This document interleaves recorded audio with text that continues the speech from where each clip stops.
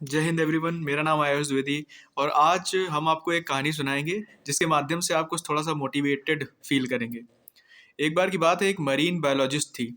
उसने क्या किया कि एक बड़ी सी शार्क को एक पानी के टैंक में डाल दिया। वो टैंक काफ़ी बड़ा था और उसने क्या किया, एक तरफ शार्क जो मछली होती है उसको डाला और उसी उसी टैंक में छोटी छोटी कई सारी और मछलियाँ डाल दी। तो उस शार्क ने क्या किया, तैर के गई और सारी मछलियों को खा गई।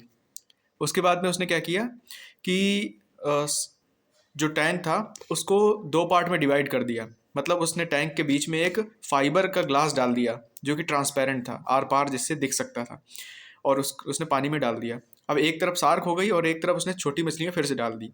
अब शार्क को वो छोटी मछलियाँ दिख रही थी तो शार्क उनको खाने के लिए गई, लेकिन ग्लास से टकरा गई और हुआ ये कि शार्क उन तक नहीं पहुंच पाई, छोटी मछलियों तक। तो कई बार शार्क ने प्रयास किया, दर्जनों बार उसने प्रयास किया उन मछलियों को खाने का, लेकिन वो हर बार उसे टकरा जाती थी और असफल हो जाती थी।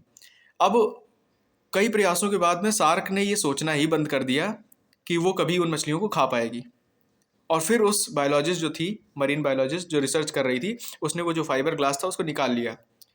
अब वो जो दूसरी छोटी मछलियां थी वो शार्क के आसपास भी जा रही थी, तब भी शार्क उन्हें कुछ नहीं कर पा रही थी, ना खा रही थी, क्योंकि उसके मन में, उसके दिमाग में एक बैरियर सा बना दिया था उस बायोलॉजिस्ट ने।